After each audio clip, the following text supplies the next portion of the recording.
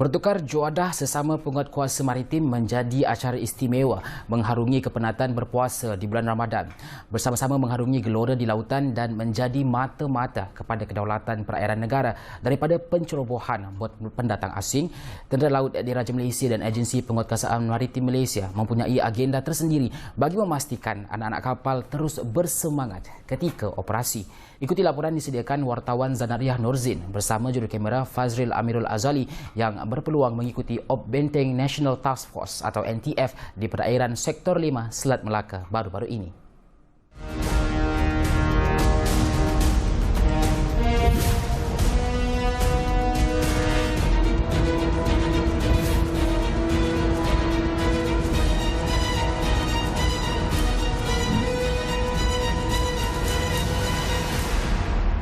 Bermula seawal 2 petang, Chief of Galley, Laskar Kelas 2 Maritim Muhammad Mustaqim Ismail sibuk membuat persiapan di bahagian dapur yang terletak dalam perut kapal maritim KM Danga milik APMM. Kali ini Muhammad Mustaqim bukan hanya akan memasak untuk 21 anak kapal KM Danga sahaja, malahan anak muda berusia 24 tahun ini turut menyediakan juadah istimewa berbuka puasa untuk kru TLDM yang bertugas di kapal diraja KD Gagah Samudra. Acara bertukar juadah pada petang Ramadan jarang berlaku, namun sejak Op Benteng dilaksanakan, kesemua penguatkuasa maritim tidak kira APMM dan TLDM mengambil peluang dengan melakukan pertukaran juadah di tengah-tengah lautan bagi memeriahkan lagi aktiviti. Jauh daripada keluarga, berbuka pula di atas kapal di tengah-tengah lautan. Sejak pandemik COVID-19 melanda masyarakat dunia, sudah 2 kali sambutan Ramadan dan juga Syawal diadakan semasa pelaksanaan Op Benteng.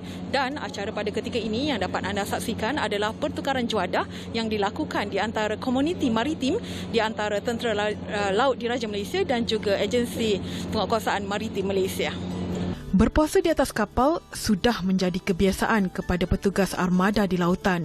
Syawal berbaki beberapa hari sahaja lagi, pasti mengundang sebab kepada mereka. Tubuh gagah seperti badang sekalipun, hati manusia biasa pasti merindui keluarga dan kampung halaman.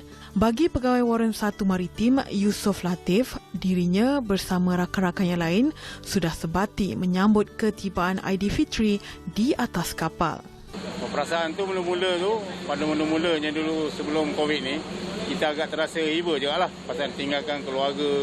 Bila raya ni setahun sekali kan. Jadi apabila dah di arah tu, kita kena, orang kata kena ada timbang tara dalam hati lah. Kerana tugasan dan keluarga. Jadi oleh kerana arahan daripada tugasan tu, kita kena akur lah dengan ni. Terpaksa tahan jugalah kehibaan apabila berhari raya bersama keluarga tu tak ada. Tiba-tiba kita kena buat, orang kata solusi yang baru. Warga kapal tu menjadi keluarga kita lah, menggantikan itulah sebagai hari pertama dan seterusnya. Sebagai seorang anggota maritim, perkara-perkara tersebut memang kita perlu cekal dan tabah untuk menghadapinya.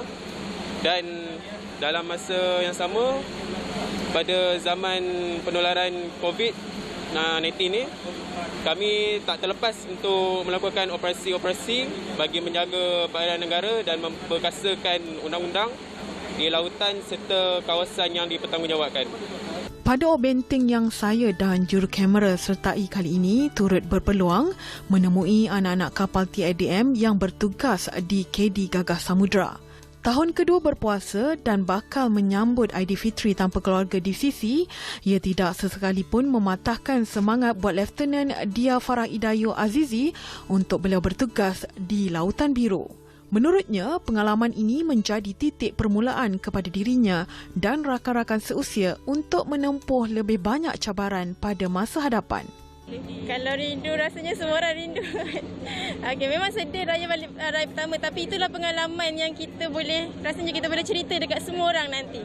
Tak semua orang yang akan ada pengalaman macam mana yang kita ada. Macam mana, boleh cerita sikit pengalaman beraya dekat atas kapal tu macam mana?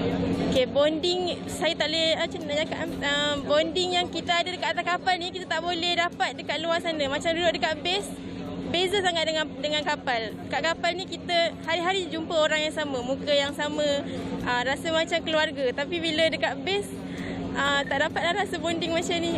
Best seronok sebenarnya beraya di kapal. Tahun ni adalah merupakan tahun kedua saya beraya di laut lah sebenarnya Ot Benteng ni, dan banyak pengalaman yang telah mengajar kita lah tentang Ot Benteng ni, bagaimana kita untuk